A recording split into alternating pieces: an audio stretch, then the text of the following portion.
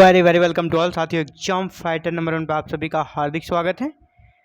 MP assistant professor exam 2024 के second phase के class में आप सभी का स्वागत है। और सेकेंड फेज का एग्जाम कब होना है? 4 अगस्त 2024 को। इसके लिए पेपर 1 की क्लासेस एग्जाम फाइटर नंबर 1 पर लगातार जारी है।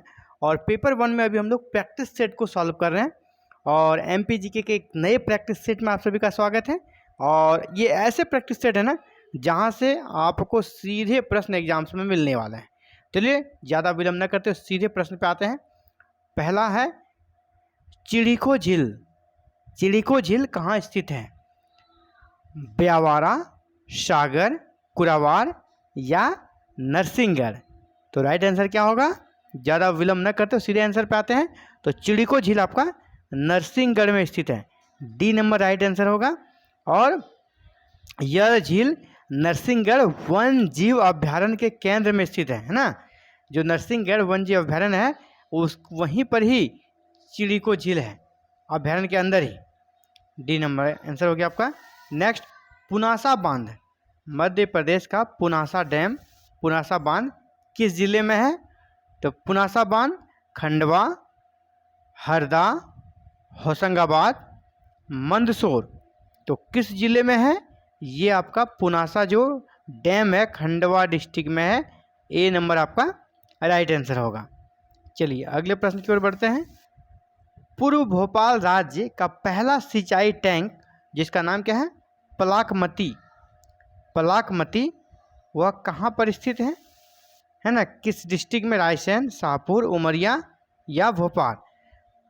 पलाकमती है ना, कहाँ पर स्थित है? ये आपका रायसेन में स्थित है। ए नंबर आपका राइट आंसर हो जाएगा, रायसेन।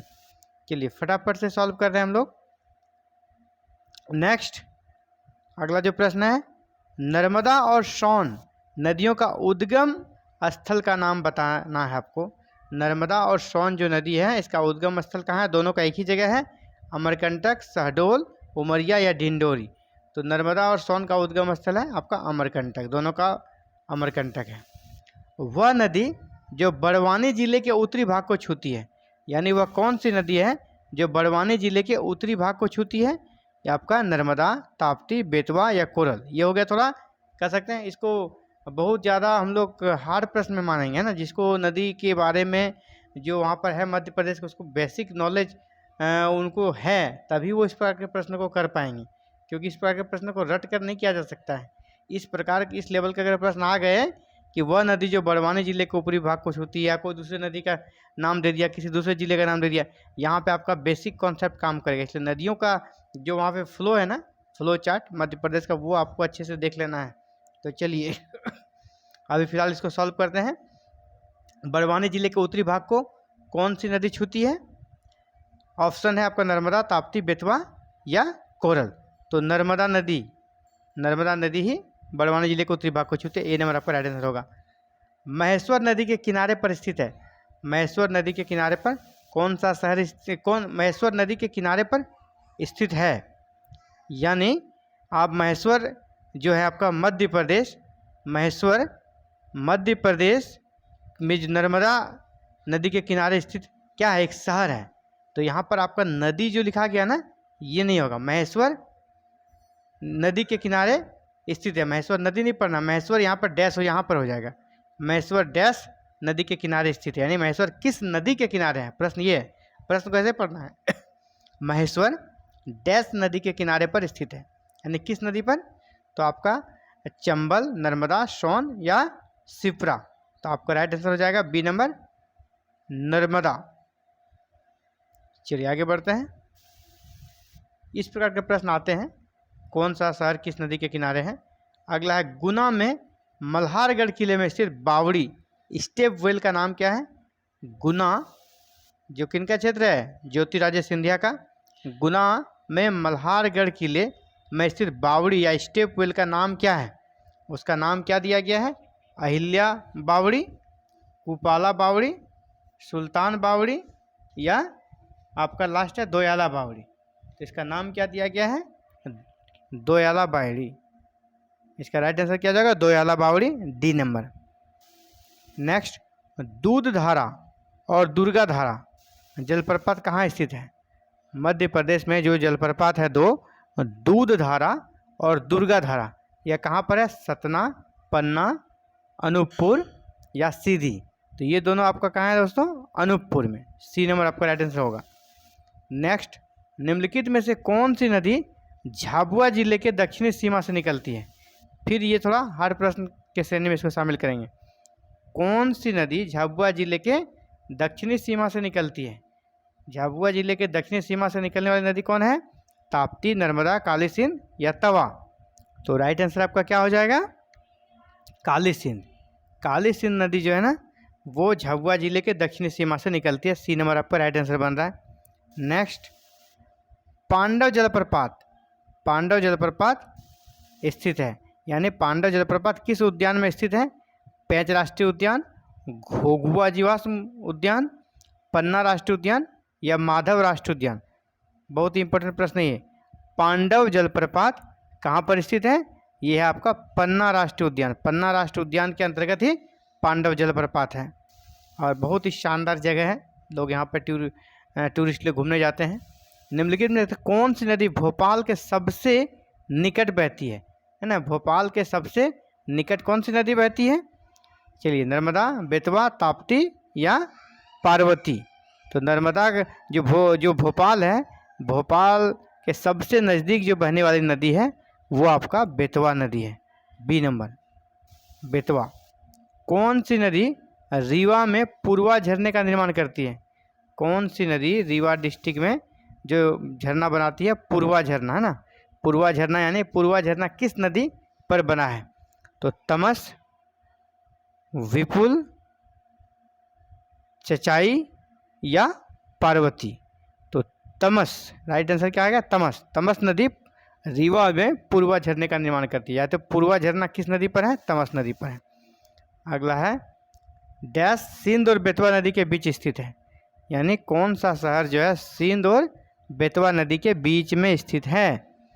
चलिए, रायसेन, विदिशा, अशोकनगर या भोपाल। तो अशोकनगर जो है सिंध और बेतवा नदी के बीच में स्थित है। चलिए नेक्स्ट, आगर मालवा में कौन सी नदी बहती है?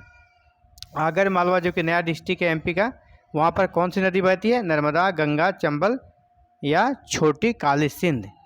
तो आपका राइट आंसर हो जाएगा छोटी काली सिंध। छोटी काली सिंध कहाँ बहती है? ये आपका आगर मालवा डिस्ट्रिक्ट में बहती है। मध्य प्रदेश में शिप्रा नदी के तट पर अपने छात्रवृत्ति के लिए प्रसिद्ध कौन सा शहर है? मध्य प्रदेश में अपनी छात्रवृत्ति के लिए प्रसिद्ध शिप्रा नदी के तट पर कौन सा प्राचीन शहर स्थित है? आपका शिप्रा नदी के तट पर कौन सा हो गया? रतलाम, इंदौर, उज्जैन या विदिशा। तो शिप्रा नदी के तट पर आपका उज्जैन स्थित है, जहाँ पर और एक घाट है जहाँ धार्मिक दृष्टिकोण से बहुत इंपॉर्टेंट है। वो कौन सा घाट है? उसको बोलते हैं राम घाट। राम घाट में लोग स्नान करने के बाद फिर उज्जैन महाकाल का पूजा करने जाते हैं। तो सी नंबर आपका राइट आंसर हो जाएगा। शिप्रा नदी के तट पर उज्जैन है। इंदौर में पानी की आपूर्ति का मुख्य स्रोत डैश नदी है। इंदौर में जो पानी की आपूर्ति होती है किस नदी से होती है? नर्मदा, सरस्वती, खान या शिप्रा। तो वो नदी आपका नर्मदा। इंदौर में जो पानी का सप्लाई होता है वो नर्मदा नदी से होता है। डैश मध्य प्रदेश की लंबी नदी है। बिल्कुल आसान सा प्रश्न है ये। सबसे लंबी नदी मध्य प्रदेश का क्या हो जाएगा? ताप्ती, चंबल, नर्मदा या सोन। तो नर्मदा। नर्मदा सबसे लंबी नदी है और सबसे महत्वपूर्ण नदी है मध्य प्रदेश का। चलिए नेक्स्ट, वह नदी जो पूरब से बहते हुए मध्य प्रदेश से होकर उड़ीसा के पास बंगाल की खाड़ी में गिरती है। वह नदी जो पूरब में बहते हुए मध्य प्रदेश से होकर उड़ीसा के पास बंगाल की खाड़ी में गिरती है, वो नदी कौन सी है? महानदी, देनवा, चंबल या शिप्रा। उड़ीसा के पास गिरती है तो वो कौन सी नदी हो जाएगी? महानदी। उसका नाम है महानदी, जो उड़ीसा के पास बंगाल की खाड़ी में गिर जाती है। अगला, गाथा जलप्रपात। गाथा जलप्रपात मध्य प्रदेश के किस जिले में स्थित है? जो गाथा जलप्रपात है वह मध्य प्रदेश के किस डिस्ट्रिक्ट में है? चलिए, कौन सा है?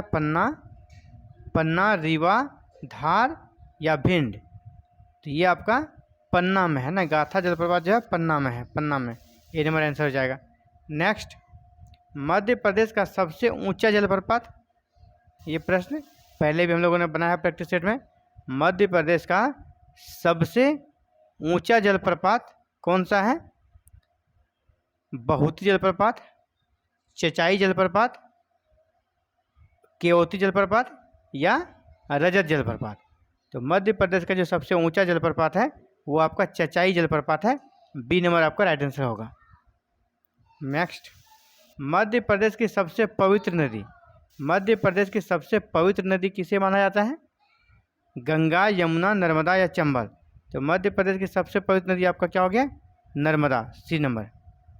नेक्स्ट, शौक नदी पर ताज़ा पानी का जलाशय जो ग्वालियर के पास है, शौक नदी पर आपका ताज़ा पानी जलाशय जो कि ग्वालियर के पास स्थित है, उसका नाम क्या है? कौन सा डैम है?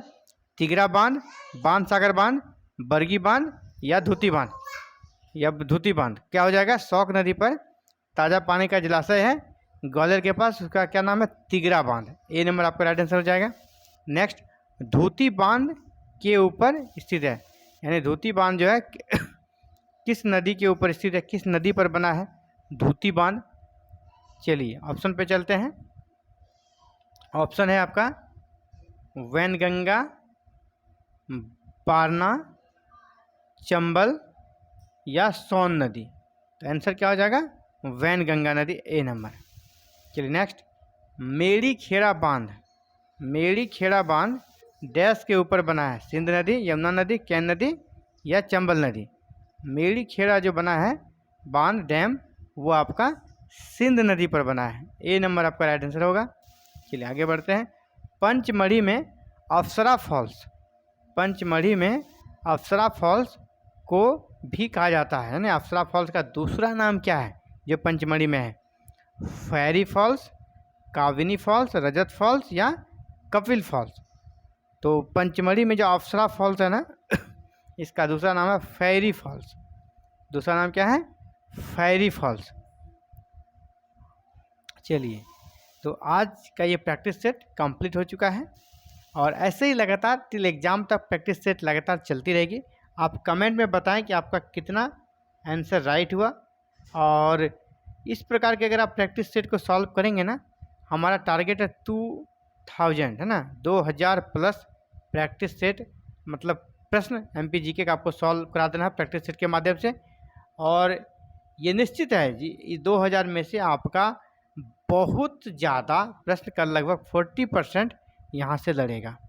40% प्रश्न आपको यहाँ से मिल जाएगा। जो ट्रेडिशनल प्रश्न आते हैं वो इन्हीं में से आपको मिल जाएगा, अदर कुछ करने की ज़रूरत भी आपको नहीं पड़ेगी। तो आप भी चाहते हैं कि आपको इन सारे क्लासेस का लाभ मिले और MP assistant professor exam paper 1 में ज़्यादा से ज़्यादा स्कोर करें, तो आप हमारे साथ जुड़ के प्रिपरेशन कर सकते हैं। हमारे साथ जुड़ने के लिए और प्रिपरेशन करने के लिए फ़ीस नहीं लग रहा है, बिल्कुल 0 फीस में आप प्रिपरेशन कर सकते हैं। लेकिन आपको करना क्या है, बस चैनल को सब्सक्राइब करके बेल आइकन को प्रेस करके ऑल बटन को क्लिक कर लेना है, ताकि फर्दर क्लासेस की वीडियो अपलोड होते ही आप तक नोटिफिकेशन जाए और आप क्लासेस कर देख सकें और लाभ ले सकें। Thank you very very much for watching this video and connecting with exam fighter number 1।